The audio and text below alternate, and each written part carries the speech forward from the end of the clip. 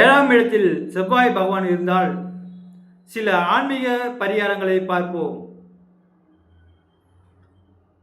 செவ்வாயின் அதிபதி முருகப்பெருமான். செவ்வாய்க்கிழமை தோறும் முருகனுக்கு நெய் தீபம் ஏற்றி கந்த சஷ்டி கவசம் அல்லது சுப்பிரமணிய பூஜாங்கம் பாராயணம் செய்வது நல்லது.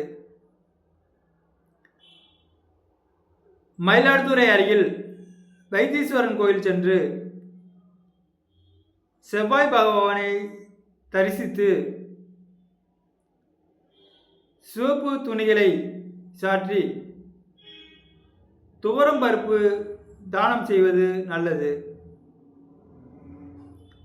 செவ்வாய்க்கிழமை விரதம் இருந்து மாலை முருகப்பெருமானை தரிசித்த பின் உணவு அருந்துவது நிவர்த்தி தரும்.